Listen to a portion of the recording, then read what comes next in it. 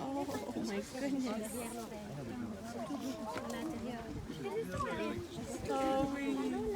kadar yakınlaşamazsın. Çok kirli bu arada ama dokun bence. Hoşi. Jakob bak. Jakob. Ya gördün mü? Jakob. Jakob.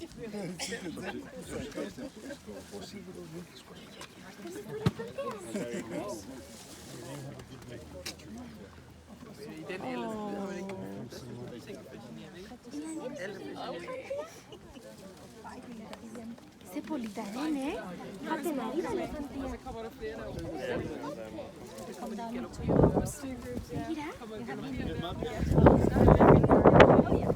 Girls, how do we tell if an elephant's left-handed or right-handed? Here they come. Here come the babies. So you want to vid there? Oop, look that way.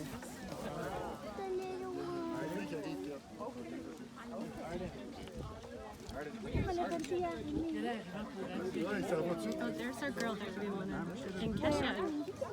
She's right there. Huh? He's feeding her a bottle right there. The Smalley. The new one. That one. See how she has a tear in her trunk? That's in Kesha. Oh, poor baby.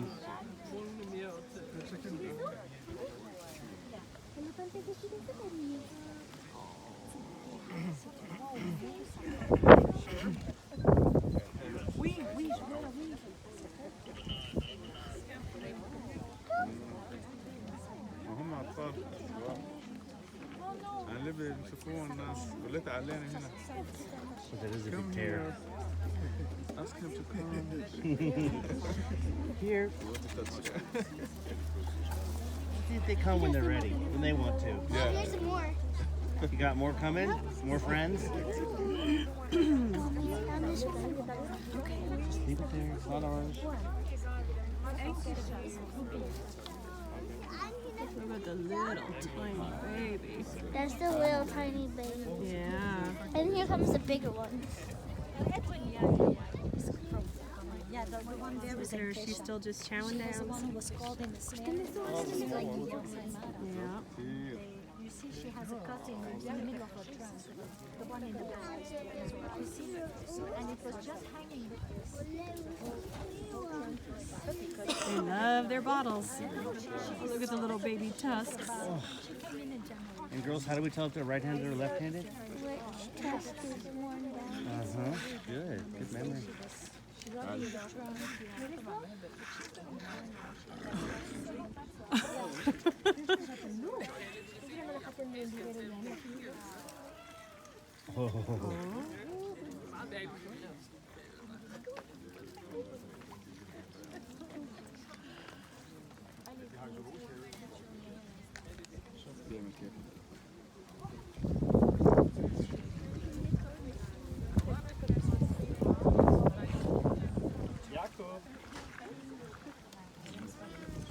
Jakob. And Kesha. And Kesha. And Kesha.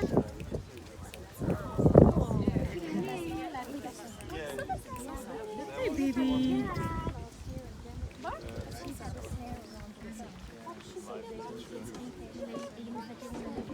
And Kesha. Oh, poor baby.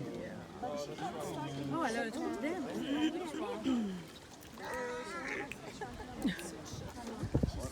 Yeah, is that good? Oh, yeah.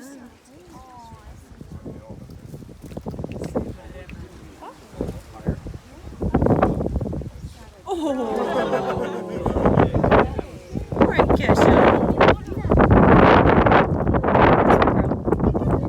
More. Yep, here comes some more.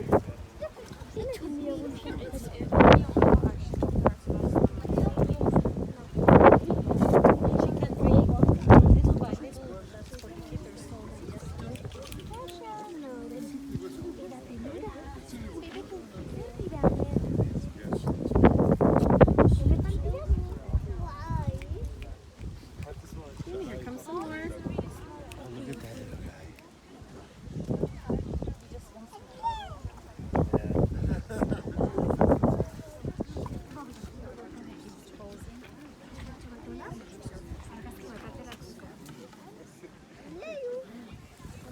Yeah,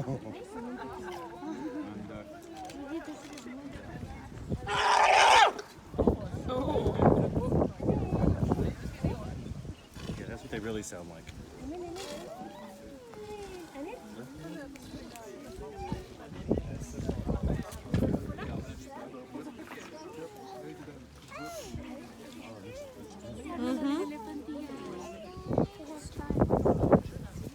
Sadly. Because they're all orphans. They have no mommies and daddies. Well, they had to be taken away from them. Otherwise they wouldn't survive.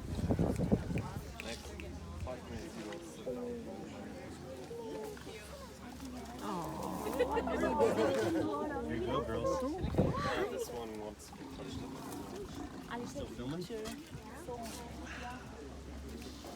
Look at the babies. No, we're not gonna get little tiny tusks starting.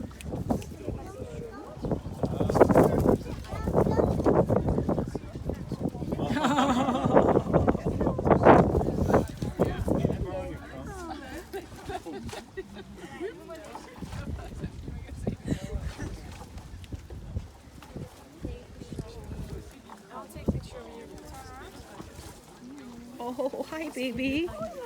Hello. Hello. Oh my goodness. Yes, hello. Saying hello to the baby. He's greeting. Wow. Oh, hello. I'm scared to touch it. No, don't be scared. I don't want to. Don't be scared, baby. What does it feel like? It's kind of rough. Leather. Kind of rough. It's like a baseball glove. That was awesome. Hi, baby. Oh my. Want a pet? I do. ادي فين خليجي ماشي Let everybody have a chance. Excuse me, sweetie. Let Daddy go in and get a pet. Oh, wow. What a sweetie. Here, let me let this gentleman in here. Give her a chance. Try it, touch him.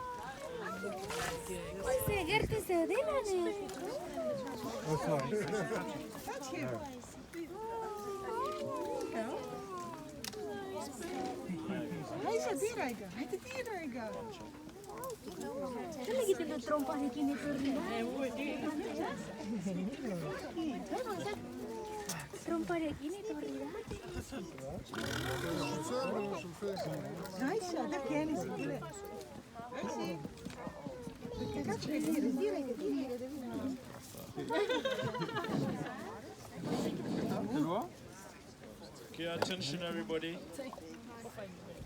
So I'd like to take this opportunity and welcome you all at the David Sheldrick Wildlife Trust. And we'll kindly request you all to try and maintain total silence for the period that we're going to be here, so that we can be able to see these baby elephants and also to hear more about them. If you maintain silence, the elephants will be able to come very close to the line where you are, which means you will have the privilege to touch and play with them. While touching them and playing with them, make sure that you do it silently so that you don't interrupt with the others who are very close to you and are interested in listening to their stories. If the elephants come very close to the line where you are and you are touching them, make sure that you don't put your hands in the mouth. This is because the elephants have got teeth. And so if you put your hands in the mouth and something happens, please, we shall not be held responsible. You're also advised to make sure that you keep standing up if the elephants are very close to the line where you are. And this is because if you squat down or sit down and the elephants are too close to you, some of them see you as a toy to play with. So they might want to come and push and kick as they do with the soccer ball. But if you keep standing up, it will give you a lot of respect. And if you got a mobile phone on you, you're advised to use it only for taking photos and not for communication. because everyone communicating on the phones will be making noise for all the rest. And if the elephants are very close to where you are and you are having some good time with them, you are advised to maintain more alert. And this is because some of the elephants will want to play the pushing game. In that process of pushing one another, you might end up landing on your feet. That is why you have to be extra careful with the elephants very close to the car. And smoking is not allowed within the zone. And so the David Sheldrick Wildlife Trust is a project that was started officially back in 1977 after the death of David Sheldrick, who was the naturalist and the senior founder warden of the large Savannah National Park. He died in 1977, and this project was started in his memory under the management of the widow, Dr. Dame Daphne Sheldrick. And right now, it is still under the management of Dr. Dame Daphne Sheldrick and her daughter, Angela Sheldrick. And so this project is taking care of orphan baby elephants and orphan baby rhinos, and later on reintroducing them back into the wild. And that is why all the babies that you're going to see here today are orphans. We've rescued them from different parts of the country, and they all have different reasons for being orphans. Some of them, we know exactly what has caused them to be left orphans, and that is why we rescued them. Others, we're really not very sure. Since they were found all alone, when they were still at a baby, they need where they not have survived without the mother's milk. Also without protection against other dangers. That is why we had to come in and rescue them. A young elephant will need the mother's milk for the first 2 years minimum. And this means if they happen to lose the mothers when they're below 2, they will not survive. They can easily starve to death or can be attacked by the lion, so the hyenas and be killed. And so that is the reason why we had to come in, help rescue them, and raise them here in the nursery for approximately 3 years. And any time after the age of 3, we will start to reintroduce these elephants back into the world. And we necessarily don't take them where we found them, but we'll always reintroduce them to Savo East National Park and Kibwezi Forest. And so we've got 3 stations based with our keepers who will lead the elephants in the park every day, setting them free so that they can interact with different groups of wild elephants and communicate and make friends. Late in the evening, all our orphans will be directed to our base in Savo. But after a long period of interaction and communication with different groups of wild elephants, the relationship between our orphans and the wild elephants becomes a strong bond, which means our orphans will be invited and adopted in these groups of wild elephants. Once they all get adopted, they will be trained by the wild elephants on how to stay back into the wild naturally. They will be protected against all other dangers out in the world by the wild elephants. They will also be warned against human beings by the wild elephants, which means all the orphans that you can see here now at some point will have become as wild as any other elephant out there. This process of reintroducing them back into the world takes quite a long time before it fully happens. It takes a minimum of about 5 years in Savo before they start to make friends among the wild herds. And it takes this long period because it depends on the different characters of different elephants. It depends on the reasons that have caused them to be left orphans. It also depends on their age when they became orphans. It also depends on a factor that elephants will always stay in groups and families. And that is why strangers are not just invited anyhow in a herd of wild elephants. And that is why our keepers have to stay with them until the time they will be adopted. And once they all get adopted, then we can successfully say we've achieved our target. Our main target here is to rescue them since they've been found orphans and raise them, later on reintroducing them back into the world. This means if a young elephant comes to the nursery, this young elephant will stay with us for a minimum of between 8 to 10 years before they start to become wild. Right now, we've got a total of 31 elephants in the nursery. And out of the 31, you're going to see 28 of them. 3 elephants will not come down for this public viewing. And the 3 will not come down because 2 of them are the youngest we've got from the latest arrivals. An elephant called Mara at 1.5 months, and Tukai at about a month. Then we've got an elephant by the name Lucas, who has a bad leg. So those 3 will not be coming down for this viewing. 28 are coming down in 2 groups. Right now, we've got a group of 15 elephants. A few minutes from now, all the 15 will walk away so that we can get in another group of 13 elephants, slightly older than this group that we've got now. They all have names. We've named them after the place that we've rescued them for reasons that have caused them to be left orphans. And that is how we can easily tell them apart. I will mention the names one by one, starting with the youngest that we've got in this group. On my right, the small one close to the keeper is an elephant by the name Maktau at about 8 months old.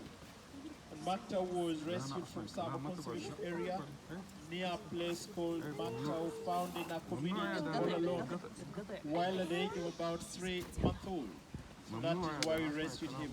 Right now, 8 months old. At 9 months, in front of me, an elephant by the name Kiasa, who was rescued from Saba Conservation Area. She is believed to be a victim of ivory poaching, and that is why we rescued her. In front of Kiasa, we've got an elephant by the name Emoli, who is over 1 year old, almost 1.5. And Emoli was rescued from Saba Conservation Area. He is a drought victim. On the left, after Emoli and Kiasa, we've got an elephant by the name Satao, about 14 months old. And Satao was rescued from Saba Conservation Area. He's also believed to be a victim of ivory poaching.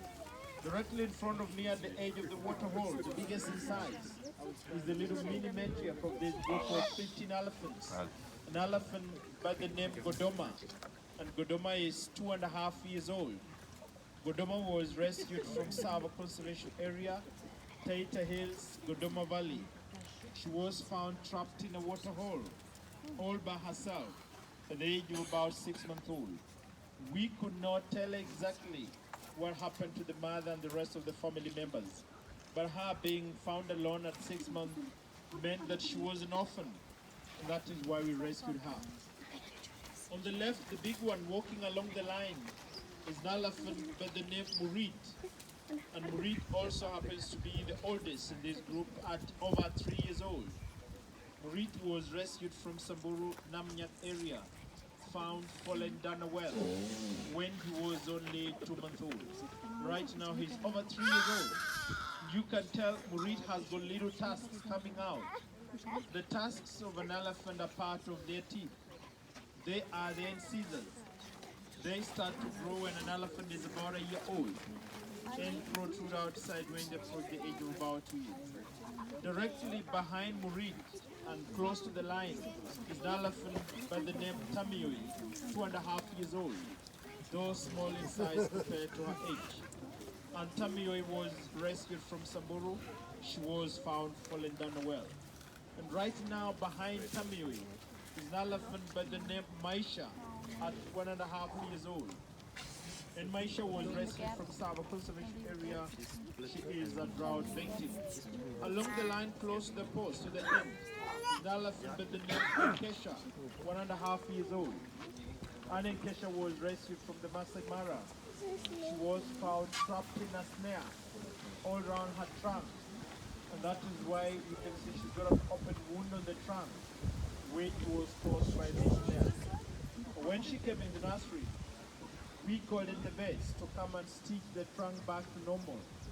a surgery that was successfully done. But after a few days, before the wound was healed, the elephant managed to take off all the stitches from the trunk. And that's why you can see part of it is still open, but it is healing well. She just needs a longer time in the nursery before she's completely healed and eventually goes back into the world. Close to Enkesha or in front of Enkesha is an elephant by the name Ambo. And Ambo is approximately 2 years old. Ambo was rescued from Amboseli National Park.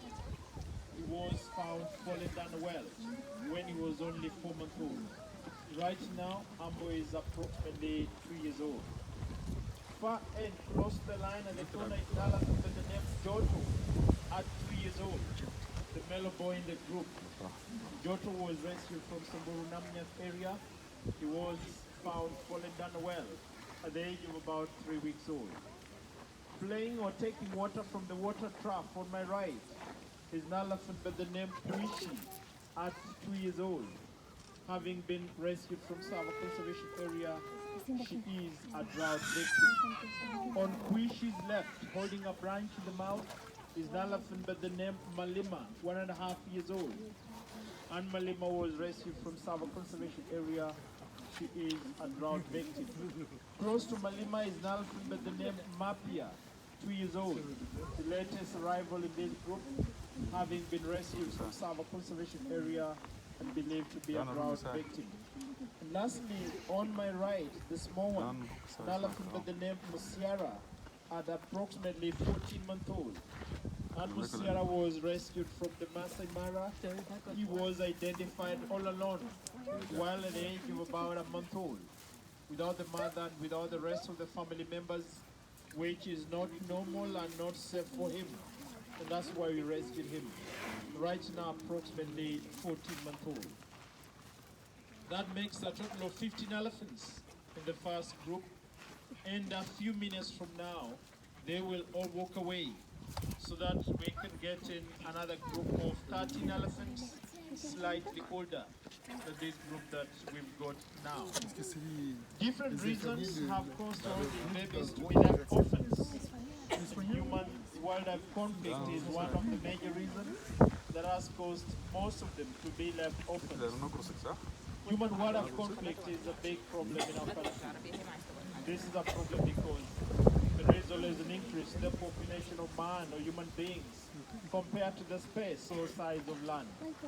And this has caused human beings to occupy areas that belong to wild animals. And that is why areas where these animals have known originally to browse and look for water have been occupied by people. Migratory routes of wild animals no longer exist, have been occupied by farmers. And people are doing farming, building structures, and doing lots of developments in these areas. And that is why if these animals want to migrate from one area to another, they will find it very difficult because they will encounter the crops and the structures. And the owners of these crops and structures will want to fight the animals away. In that process of the fight, there is always the babies that will suffer most. The babies will suffer most because they will have been separated from the rest of the family members and left alone at a very young age, where they will not have survived without the mother's milk, and also without protection against other dangers. And that is why, if identified, we are conducted and have to fly out immediately to go and help rescue them from wherever part of the country that they will have been identified. And that is why human-wildlife conflict is one of the major reasons that has caused most of them to be left orphans and therefore brought here in the nursery. Ivory poaching is another reason that has caused some of them to be left orphans. And ivory poaching is a problem in our country and in the whole of Africa as well. You might have realized that some of these babies are coming because the mothers have been killed and the tusks have been taken off from them. And it is unfortunate that ivory poaching is still taking place. And I want to say it's unfortunate because it is being perfected by we human beings. And yet, it is our role as human beings to care and protect these animals. And so as human beings, we fail in this role by causing them to be left orphans just because we are interested in the ivory. And an elephant ivory adds no value to human life. And so that is why I would like to urge all of you who are here today to help stop poaching. And you can help stop poaching if you want. This is right from your home and right from your country. You only need to fix your minds and stop to buy things that are made from ivory or anything from the rhino horns. If you all did that, for those of you who are here today, you will have made a very big change in the lives of these animals. This means the poachers will not have a market. Once they don't have a market, they won't see the need to continue killing the elephant because they don't have a place to sell the ivory. But if you continue looking for these special expensive ornaments that are made from ivory, or things for display, or anything from the rhino, then remember, you will be sending out the poachers to go and kill the elephants so that the end product can be sold to you. Which means you will be part of the chain that is causing all these babies to be left orphans, which is really not good. And so that is why I would like to urge all of you who are here today to seriously consider to help stop poaching by ensuring that you stop to buy anything. And I mean anything that comes from these animals.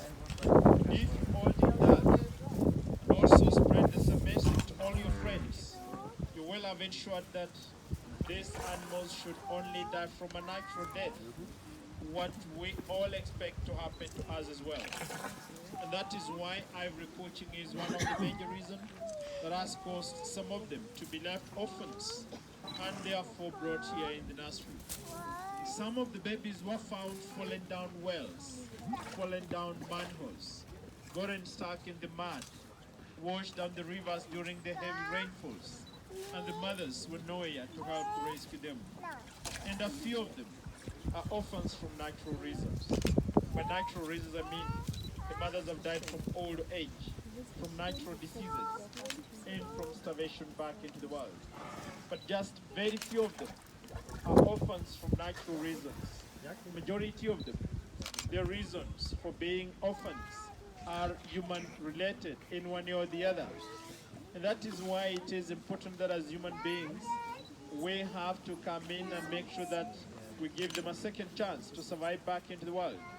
Otherwise, without them being identified and being rescued, it means all that you can see here now would have died, which means the population of elephants in our country will be going down every now and then. And in a very, very near future, we will end up having lost all these animals. In addition to taking care of the baby elephants and rhinos, we also have other projects that we undertake. For example, we have got mobile veterinary units. These mobile veterinary units will go around the parks looking for naturally injured animals, treating them, and just setting them free to continue with their own natural life. This is not necessarily on elephants and rhinos alone. It is with any other wild animals that have been found out there with any health problems. And once identified, we are conducted, and our mobile veterinary unit will either fly to the scene or drive to the scene to go and help treat the injured animals and immediately set them free to continue with their own natural life. We also have anti-poaching teams, and these teams are mostly based in Savo. They will go around the parks looking for snares and ensnaring them.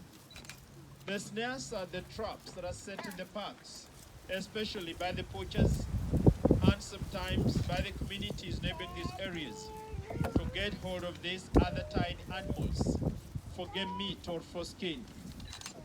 And so our anti-poaching teams will make sure that they put off all the snares from the parks. They'll also help drive away the people that are burning charcoal in the park to ensure that the park is kept free and safe for all wild animals.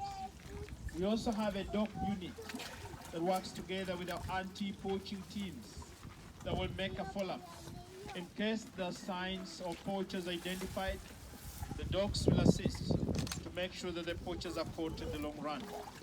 We also have an aerial surveillance based within Savo Conservation Area with 5 aircrafts that will fly in the air, monitoring what is happening in the park.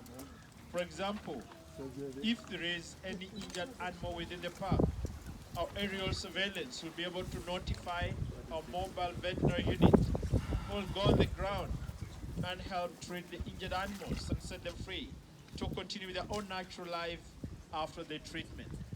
In case there are strangers in the park, or there is anything that is happening in the park that should not be, our aerial surveillance will be able to notify the Kenya Wildlife Service rangers, who will make a follow-up and find out what is happening and help correct it. And lastly, we've got a community project. This community project is based within Savo Conservation Area. They will go around the communities that are neighboring the park and the reserve, giving them educations. The same community project will also go around the schools that are neighboring the park and the reserve, giving education to the children.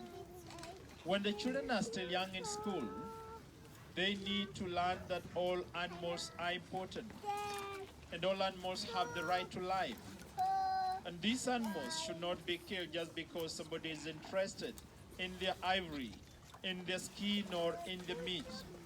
And the areas where all these animals stay should be protected, which means people should stop cutting trees and instead should plant more to preserve all our forests and make sure that all other animals have got a place to feed and hide. We believe when the children are taught this, when they're still young in school, they will be able to keep it in their minds. And when they're fully grown, they will help make good use of this knowledge by ensuring that they help protect all other animals in general. And so generally those are the projects that are being undertaken by the David Sheldrick Wildlife Trust, which is working together with the Kenya Wildlife Service to ensure that all animals are safe in the parks. The sick ones are being treated and set free. The orphans are being rescued. The snares are being put off. And the parks are safe for all wild animals. You might want to help support the projects and the different ways you can help do it. One of the ways is by adopting or sponsoring an elephant in the nursery.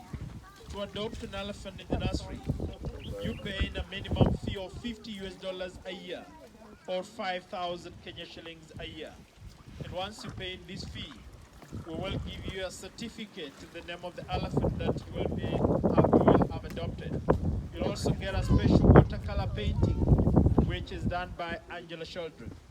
You'll also get a picture and profile of your elephant, including our newsletter.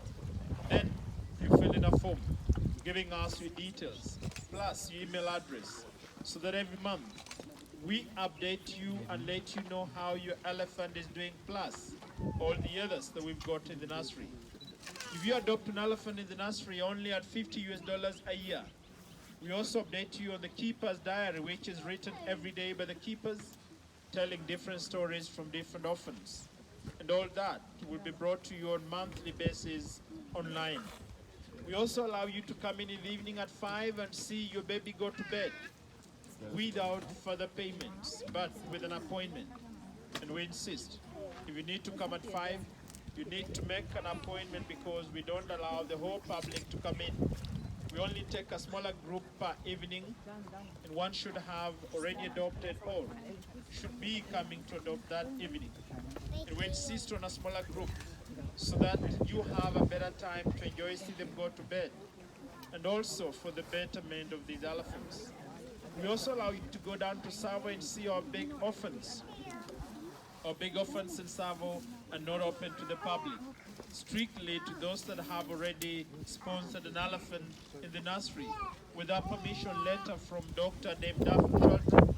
You will be directed on where to find them at what time, so that you can enjoy some time with our big orphans in Savo, regardless of where you adopted baby is. And so that is how we managed to get funds to help raise the baby elephants. And it does not matter which elephant the one picks to adopt. This is because the money goes to all of them. And we insist that you pick on a name, so that we can send you specific details of your particular elephant.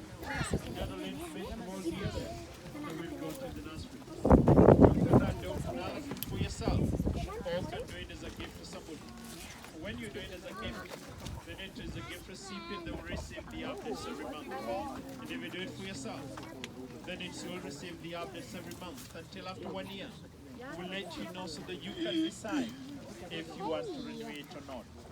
And so that is why it is important that after you've seen all the 28 elephants that will have come before you, you make a choice. So which one that you want to have support. And on your way out at the shop where you did your entrance fee, we've got the forms for you to fill in so that you can get a certificate in the name of your elephant and walk back home a very lucky parent to a baby elephant. This will also ensure that the project continues to save more that would have died because something wrong has happened to the mothers. And if you don't have the cash on you to do that right away, you can pick some information on the table on your way out, which has got a web card. When you go back at home, you can go on the website, see all the elephants we've got, and still help support the project by adopting an elephant online. The first group of 15 is walking away to allowing space for another group of 13 to join us anytime now. And before the next group comes in, if there are any questions from any direction, you are free to ask. You just raise up your hand and shout your question, if there is any.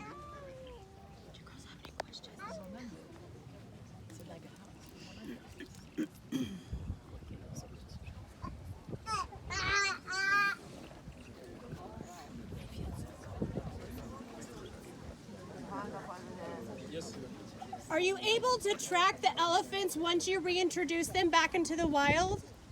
When we start to reintroduce the elephants back into the wild, we don't microchip or track them. We monitor them during the first period of the first 5 or 10 years while they are on the process of being reintroduced back into the wild. But once they completely join the wild herds, we set them free and let them have a better natural life out there. We don't want to interfere with the natural life by looking after them, trying to check the batteries in the chips or such like things. But we get to know how they're doing because they get to visit our base in Savo in the wild families. And some of them, mostly the females, will always come back at our base in Savo with the newborn wild babies to show the keepers. Surprised they don't monitor them. That's nice. Interesting. Yes, yes. Yes. C'est familial.